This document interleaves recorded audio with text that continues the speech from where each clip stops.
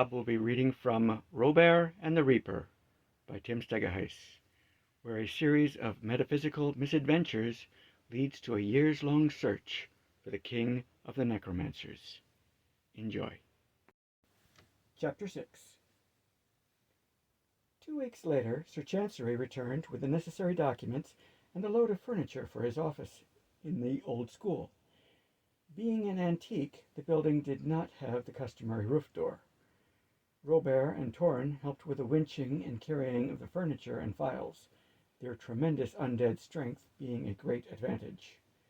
Mamma was asked to give directions to the various rooms, but her chattering so confused the workmen that she had to retreat to the basement at Sir Chancery's request.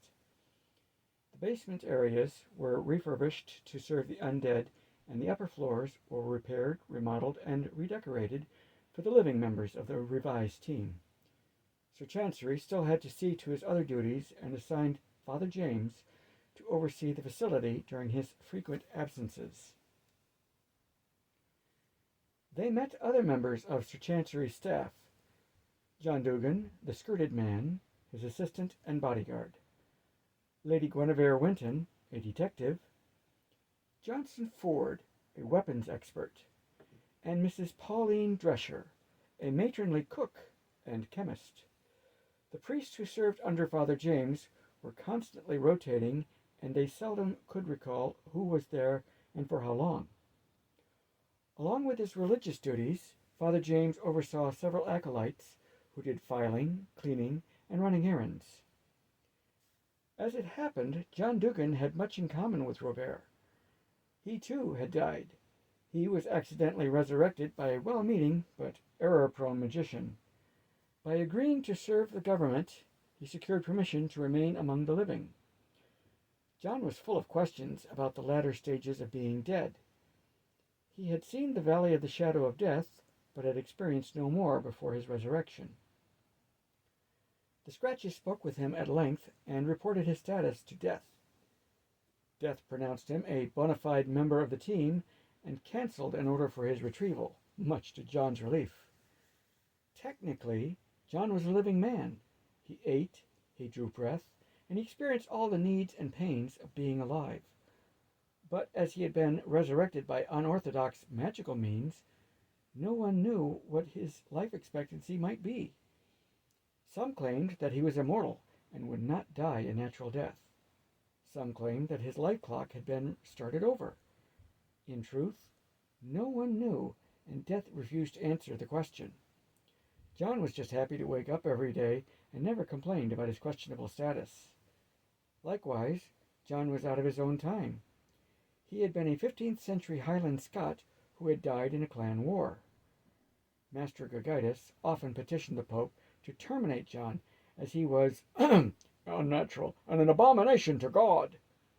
To date, the Pope was happy to ignore these petitions. Lady Winton was intrigued, but kept her distance. She was a woman driven and seldom engaged in unnecessary conversation. She could usually be found up to her eyebrows in research or off questioning whatever individuals her curiosity led her to. Johnson Ford helped Robear, Torrin, and Mamma to increase their skills, broadening their knowledge of weapons, and taught them hand-to-hand combat. He demonstrated moves with a sword to Ruth and Nobody, but could not interact directly with them. Nevertheless, they both improved their use of the shadow sword. Robear and Mamma could now produce shadow swords also, and watched these lessons intently. When not teaching or practicing, he was a boisterous and talkative Englishman, of a kind of high birth that did not come with a title, but garnered him much respect. He often spoke at length of his travels and the exotic weapons he had seen. Mrs. Drescher was profoundly disappointed to learn that the undead did not eat. She was a proud cook, and it galled her that they could not appreciate her work. As a chemist, however, she took great interest in examining their physical composition and structures. The shadows were a disappointment, as none of her tests returned any results. To chemistry, Ruth and Nobody did not exist. As they got to know Sir Chancery better, he seemed less arrogant and foppish. That first day he had been trying to impress upon them how one-sided their choices were. He later admitted that he had puffed up his status far more than was perhaps necessary, and apologized. Once he no longer felt the need to be officious with the undead group, he was personable and kind, almost fatherly. He and Robear would always disagree about the role of the Roman Empire in the Virginia territory, but Robear agreed that it was beyond either of their control and accepted Sir Chancery just as he was. Ruth often baited Robear about this when she was feeling mischievous. Robear countered by calling her a bad puppy, and they would have a not-so-serious argument until one of them burst out laughing. John Dugan, when time permitted, would join them in this game and taught them some old Scottish insults to use. Nobody liked to watch them, but did not join in the game. The first time Death sent Sir Chancery a lead on some of Deathmaster's activities, it unnerved his staff. A Scratch Reaper materialized on the upper hallway and proceeded to knock on Sir Chancery's library door. Johnson Ford and an acolyte had been moving a table into Johnson's workroom and found themselves staring at the unknown skeletal figure. A priest had topped the stairs just then and had nearly fallen backwards in his fright. His lordship answered the door and accepted a scroll from the 4-foot-tall robed horror before it vanished. Johnson invited the acolyte in for a bracer of brandy, but the acolyte had to refuse because of his vows. They did talk for several minutes to steady each other's nerves. Another time, one of the Scratches walked through the kitchen to deliver a scroll to his lordship at the luncheon table. Mrs. Drescher asked if there was not a way to keep them out of her kitchen, as she had almost dropped a pan of sausages and was quite shaken. Their first new assignment turned out to be the missing psychologist that they had heard about when they had occupied the deserted farmhouse on the first day. It seemed that he had been investigating his patient's morbid fear of death and had attracted the attention of one of the Deathmaster's servants. The resulting confrontation had swayed Dr. Van Buren to the dark side with the loss of his sanity as a result. He had killed 7 people and engaged in dark rituals to raise them as zombies, and so had made Death's list. They had to bring him in to answer for his perversions. Dark rumors suggested that this was not the only part of the insane man's nefarious activities. Sir Chancery warned them to beware. There could be many evils that a broken mind might engage in. According to Death's message, the zombies had been destroyed by local authorities. Sadly, because the process of their construction was so severe, the spirits of the victims were destroyed as well. The place of the ritual to create the zombies was an abandoned military bunker outside of Newfordville, so they set off to investigate there and see if they could not track down Dr. Van Buren. From a cluster of trees across the road, they could see that the local authorities still maintained a set of guards in the small entry structure over the bunker. Robear and Mama each sent a shadow over to the bunker to see what information they could retrieve. Half an hour later, they returned and both reported that the doctor and his guest were long gone. All evidence had been collected by the local magistrate's office and was also gone. The guards had settled in for the night. "Whoever is using this doctor is odd," said Mama's shadow demon. "Really odd. I don't believe that this being comes from the universe as we know it. We think that it comes from one of the weird dimensions outside of our experience. And that is saying something. Between us, we two have been just about everywhere, from heaven to the lower hells. We have never experienced a being such as the one who left these impressions and residual magic." "Dangerous?" inquired Robear. "Quite dangerous," the two demons spoke together. "And you don't know where it comes from," Robear continued. "The outer dimensions are truly infinite," said Mama's demon. "It could be from any one of them." "Okay," said Robear. What could you get on the doctor?" "Mad as a hatter and twisted inside his skull," said Robear's demon. "Everything we could sense tells us that he is unstable and unpredictable, but he is still intelligent and capable of moments of lucidity. Just don't depend on that. How are we to catch two powerful nutcases who are completely unpredictable? Robear queried to no one. Well, said Ruth, he needs to kill, and he's not too fussy who he kills. Where can you find people easily trapped, out of reach of help, and in manageable numbers? Just then the sound of a blimp's engine chugged overhead. Robear and Ruth looked up. Ruth looked at Robear and grinned her canine grin. I am the most experienced expert on killing on this team, she said, and I think that we are both thinking the same thing. The question is now, which blimp would he choose, and how would he take command of it? They all thought for a moment, and Ruth suddenly blurted out, The pilot! Where does the pilot get on? A quick inquiry produced the fact that there were just 2 blimp companies in Newfortville, but there were many wealthy families who owned private blimps, also several large companies and government agencies who operated their own blimps. Okay, said Robear. Let's assume that he wants easy prey, private citizens who are unarmed and easily cowed. Where is the closest blimp company, master station, dock, or depot, where the pilot would be assigned to their blimp and start their route? He pulled out the schedule he had picked up when they had arrived and studied it. I can see why he picked this place for his rituals, said Robear. There's a blimp hangar and master station just over this hill. He most likely went directly there after he became aware that the authorities were coming.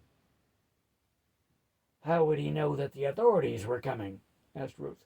He's psychotic, not psychic. I'm thinking that his unknown companion has at least that much magic sense, said Robear. They will probably travel together. 2 fiends in a pod, grinned Ruth. How much more fun can we have? We are supposed to try and take them alive, said Robear. At least the doctor. I got a bad feeling about that, said Mama. I keep seeing this doctor melting like that magician fella. Bad mojo, if you ask me. Robear and Ruth waited for Mama to say more. When she didn't, they really started to worry.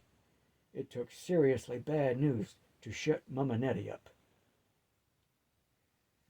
They went around the bunker, giving it a wide berth so as not to alert the guards. A short distance over the hill, they came upon the body of a man dressed as a conductor. He was driven into the ground with the force of his impact, and was gruesome to look at. There's a notebook in his pocket, observed Ruth. Does it have the blimp number on it anywhere? Robear pulled it out as Alina gave the poor man last rites.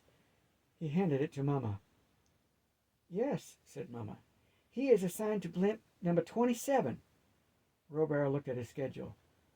Lord above, he said. That blimp heads south to the rough side of town, the rail yards. We will have our work cut out for us. We could wait for the blimp up and return, couldn't we? Asked Mama. If he has already disposed of the conductor and maybe the pilot, said Robear, he is not likely to come back. Would he even stay on the scheduled course? Mussed Ruth. He will while he's over the city, answered Robear. He does not want to attract unwanted attention to himself at this point. How far ahead of us is he? Inquired Torin. At least an hour, said Robear, looking at his schedule. I don't know how we can possibly catch him. Just then they heard the chugga-chugga sound of an engine coming down the adjacent street. They peered over the weeds from the brow of the hill and saw an improbable sight. A 3-wheeled platform with a steam engine mounted on the rear. Hoses and chains seemed to bind it together from every point to every other point. It was slowing down to a stop. By all that's holy, said Alina. What is that? I'm thinking that's more of that technology, said Mama. It looks dangerous. I'm thinking it looks fast, said Ruth. Can we take it? Perhaps we can persuade the pilot, said Robear. I'm sure I don't know how to operate this device. The man had climbed out of the machine and was making some adjustments on the rear portion of the engine. Robear and Torin walked up to him, smiling, and asked him what he called his machine. It's called an automobile machine, he responded, frowning. But right now it's an auto not-so-mobile machine. I cannot keep the steam up, and she's foundering. He pulled off a large metal cover from the side of the engine. Damn, he swore. I've cracked the tank. I'm stuck unless there's a workshop around here. If we can fix that for you, asked Robear, will you give us a ride down to the rail yards? We're running very late. I see no tools on you, man, said the pilot. If you can fix this without tools, I'll give you a ride to Richmond. The rail yards will suffice, said Robear. Mama, he called over his shoulder. While Mama was coming, Robear turned to the man and asked, So, how does one pilot such a thing? I studied under Leonard Spavin, said the man with pride. Mama stepped up with a piece of wire she had found someplace. She touched it to the crack on the water tank and started chanting something in old Haitian Creole words. The edge of the crack glows red and fused together, incorporating the wire into the weld. There, boy, said Mama. Your buggy's all fixed and good as new. Oh, my God, said the owner of the buggy. You use magic. Do you know what they will do to us? Only if they catch us, said Robear. Do you want to be here when they arrive? No, said the man. Then let's get this thing back together and let's be gone, said Ruth, coming around the machine. You must replace the thing you removed first, said a friendly voice. The man turned to see nobody standing on the other side, pointing to the cover to the engine. In the dim light, nobody looked almost normal, except that the lights of a nearby house shone through him. Yeah, said the man. He struggled to get the cover back in place. Robear held it steady while the owner struggled to get the bolts aligned with shaking hands. He wrenched them down and packed up his tools as he returned to the driver's seat. Why, I'm up at operating pressure, he cried. We're all set to go.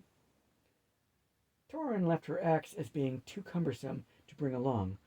Robear and Torin climbed up onto the hot framework while Mama sat on the cowling behind the pilot. Ruth and Nobody sat in non-existent spaces among the tubes and chains. Hold on fast, said the driver. Here we go. The machine took off fast and gathered speed quickly.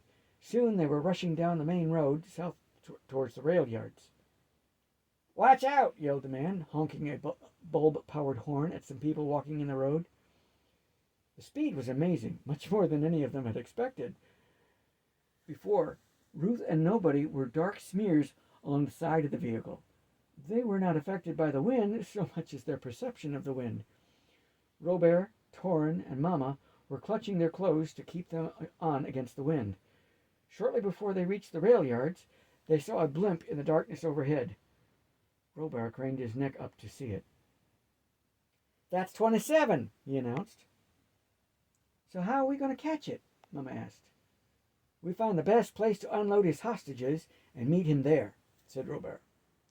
If he has hostages, shouted the driver over the noise of the engine, the best place for him to unload them is the old military jail block, all sealed up except for the roof door and only one old guard to easily overcome. Then let's get there quick, shouted Robear. Right, the driver said, and made a screeching right turn. 2 blocks down, and he skidded to a stop. The building he brought them to was depressing. In the automobile's headlights, one could see the outlines of former doors and windows, all filled up with brickwork. It looked dead and impenetrable. No openings could be seen anywhere. The sounds of a blimp engine could be heard from the roof. As I said, commented the driver, no way in. You'll have to get to the roof somehow and follow your guy in. Robear said nothing. He smiled at the driver and walked over to where a pile of refuse left an enormous shadow against the building and walked into it. The 2 shadows followed him, and Mama was right behind them. What in, began the driver, looking over at Torin. He shut up as Torin and Alina separated into an angel and a ghost. "Bless you, child," said Alina as she floated by him. "I just hope that I'm drunk," the man said quietly. "Otherwise, I'm surely crazy." He glanced down at Torin's dress left on his machine. "Now, how am I going to explain this?" he wondered.